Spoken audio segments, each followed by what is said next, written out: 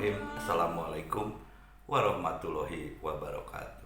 Oke guys, saya ingin kembali menyapa rekan-rekan yang saya cintai untuk bisa berbagi tentang nasionalisme, bela negara, dan membawakan Islam dalam bingkai rahmatan lil alamin.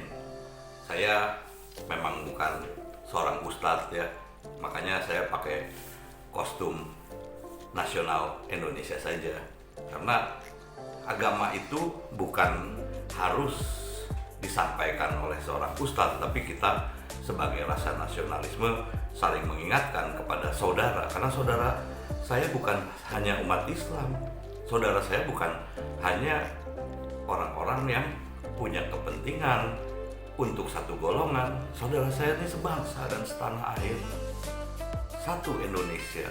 Itulah yang merupakan impian saya. Jadi kekurangan Indonesia itu hanya satu, orang pintar banyak, orang kaya banyak, tapi yang kurang adalah nasionalisme. Kita lihatlah negara-negara lain ya, seperti misalnya Jepang. Jepang kalau kita lihat penduduknya juga sama padat dengan Indonesia, tapi mereka sendiri punya jiwa nasionalisme tinggi sehingga bisa begitu maju. Yang luar biasa lagi Cina. Cina itu sekarang menjadi negara yang paling maju di dunia, tapi mereka juga punya nasionalisme yang tinggi. Kita lihat dalam event-event olahraga, negara-negara ini selalu mendominasi untuk perolehan medali emas. Indonesia sampai sekarang pun juga agak berat ya, karena memang nasionalisme ini sudah dikikis habis di bawah ya. Bahkan sekarang ini dengan melalui agama ya, luar biasa isu-isu yang menyangkut masalah agama, karena selama 32 tahun pada masa Orde Baru kita tuh memang seperti dicekoki. Siapa yang tidak beragama bisa dituduh PKI, kemudian bahkan bisa dibunuh ya. Ini satu fakta ya. Kemudian kita harus beragama. Pemerintah Orde Baru yang dipimpin oleh militer ini banyak kepentingan, sehingga kepentingan yang digunakan untuk Islam ini adalah kepentingan untuk kepentingan politik mereka, sehingga orang tidak bisa bebas berpikir. Pada saat masa-masa saya remaja sampai dengan saya kuliah pun, karena saya kebetulan juga selesai sekolah juga pada masa Orde Baru, saya tidak pernah punya literasi bacaan yang bisa membuat saya bebas berpikir.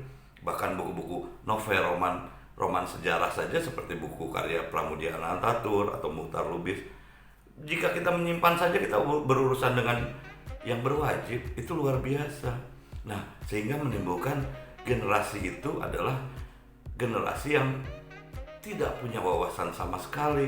Nah, inilah yang dimanfaatkan, dan itu tercermin dari politikus-politikus senior yang ada sekarang. Mereka terus mencuci otak kita. Kita lihat SBY, dia memelihara lagi kembali radikalisme dan sebagainya. Padahal sebetulnya mereka tidak punya dasar agama yang kuat ya. Oke, mari kita lihat apa sih sebetulnya negara khilafah ini. Saya sendiri sampai sekarang tuh juga tidak jelas rujukannya, karena seharusnya orang umat Islam itu yang dipegang adalah dinul Islam. Pertama adalah Al-Quran, kedua adalah hadis, itu pun hadis-hadis yang sahih ya, dan yang memang bisa disesuaikan dengan rujukan Al-Quran. Kemudian yang ketiga adalah ijtihad. Ijtihad itu apa? Ijtihad itu cara kita berpikir. Kenapa cara kita berpikir? Karena jelas ya dalam Al-Quran, Allah menjelaskan dalam surat Al-Baqarah ayat 197, wa ma taf'alu min khairi yalamhulah wa tazawwadu wa inna khairas zadit taqwa tattaqun ya ulil albab. Allah Subhanahu wa taala berfirman, bawalah bekal, karena sesungguhnya sebaik-baik bekal adalah takwa, dan bertakwalah kepadaku wahai orang-orang yang punya akal sehat. Oke guys, kita lihat bagaimana ustadz pemecah belah bangsa ini berkhotbah. Mari kita simak. Adakah memperjuangkan khilafah sebagian dalam ajaran Islam? Buka kitab fiqh. Balik dari sini, buka kitab fiqh.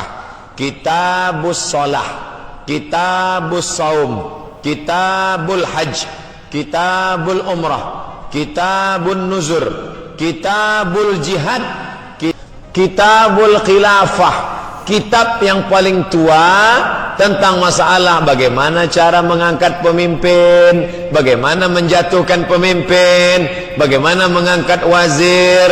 Nama kitabnya Al-Ahkam As-Sultaniyah, hukum hakam kesultanan, ditulis oleh Imam Al-Mawardi, meninggal tahun 450 Hijrah. Beli buku kitab Al-Ahkam As. Nah, di sini jelas ya bagaimana Abdul Somad mengatakan bahwa khilafah itu dari seorang ulama yang hidup 400 tahun setelah hijrah, ya artinya 400 tahun setelah masa Nabi Rasulullah atau Nabi Muhammad meninggal dunia. Nah, memang pada zaman Rasulullah itu tidak pernah ada contoh negara khilafah. Yang ada itu hanya perjanjian Madinah, di mana di situ justru ditandatangani hidup bersama di Madinah. Piagam itu menandatangani hidup bersama antara orang Yahudi, orang Nasrani, dan orang Islam sendiri. Jadi dasar negara khilafah itu hanya ilusi dan tidak ada. Nah, kalau bicara khilafah adalah artinya politik, ya kita pun juga Pancasila juga itu adalah dasar sebuah ideologi negara untuk berpolitik ya. Oke, jadi tidak ada negara khilafah itu. Kemudian mari kita lihat lagi, ini lebih kacau lagi dari Felix Xiao yang katanya mengaku mu'alaf. Tidak ada dasar sama sekali ya. Oke, mari kita saksikan. Ada perubahan besar terjadi di Indonesia. Orang-orang ini kaget. Ketika kaget, mereka buat mereka buat satu program namanya deradikalisasi. Deradikalisasi artinya adalah membuat orang-orang radikal jadi tidak radikal. Tapi kalau Anda perhatikan di mana ditujukan proses deradikalisasi ini, contoh, siapa yang jadi kemudian target? Rohis. Siapa yang jadi target? Kajian-kajian perkantoran. Siapa yang jadi target? Ulama-ulama. Dengan mudah Anda akan melihat bahwa proses deradikalisasi ini sama dengan proses deislamisasi. Jelas sampai di sini? Masih mau lanjut?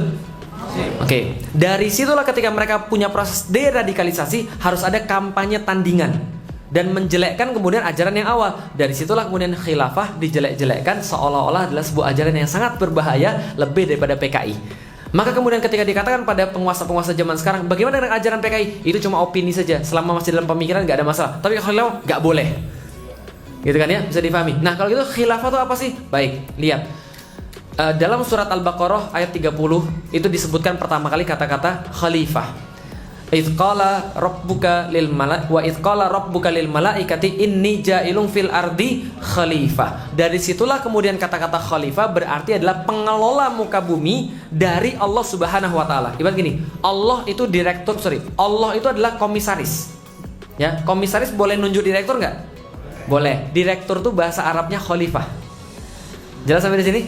Direktur bahasa Arabnya khalafa yakhluf. Jadi kemudian membalik atau kemudian mengganti, itu artinya kemudian direktur, manajer juga boleh. Oke. Allah komisaris, Allah bilang, saya punya bumi, perusahaan namanya bumi. Saya tunjuk direkturnya. Siapa namanya? Nah, dalam surat 38, fa imma ya'tiyannakum minni huda faman tabi'a hudaya fala khaufun 'alaihim wa lahum yahzanun. Woi khalifah, kamu di dunia ini punya saya. Bukan berarti kamu boleh sembarangan. Tapi di dunia ini kamu direktur tapi ada SOP dari saya. Tugasmu menjalankan SOP. Berarti khilafah adalah prinsip-prinsip keilahian. Nah, ini lebih mengacaukan lagi ya, guys. Masa Allah disebut sebagai komisaris? Jadi mau bagaimana? Penipuan demi penipuan dilakukan, bahkan dengan analogi-analogi dengan dasar hukum yang tidak jelas. Luar biasa. Ya, ini jelas ucapan ini termakan oleh orang-orang yang bodoh dan tidak pernah memahami agama ya. Mereka akan mudah sekali terprovokasi. Padahal jelas bahwa agama itu adalah untuk memperbaiki akhlak dan Islam itu rahmatan lil alamin. Oke guys, mungkin cukup sekian dari saya. Jadi hati-hatilah kita mendengar ucapan para penipu, pemecah belah bangsa. Karena pada dasarnya kita sesama manusia, apalagi sebangsa, adalah bersaudara. Jangan mau dipecah belah. Mereka adalah antek-antek asing, ataupun juga bisa jadi adalah antek-antek orang yang ingin berkuasa. Karena jelas dasar negara kita adalah Pancasila, bukan yang lain. Kita lihat negara-negara Timur Tengah yang disusupi oleh ulama-ulama yang mengaku ulama seperti ini, seperti Felix Shaw dan Abdul Somad, mereka jelas lebih hebat, seperti Qurtubi, seperti Qardawi, seperti Albana, menjadikan umat Islam itu menjadi garang ya, saling membunuh dan sebagainya. Oke, pemerintah harus turun tangan mengatasi ulama-ulama pengadu domba bangsa. Oke guys, cukup sekian dari saya. Assalamualaikum warahmatullahi wabarakatuh. Salam bela negara.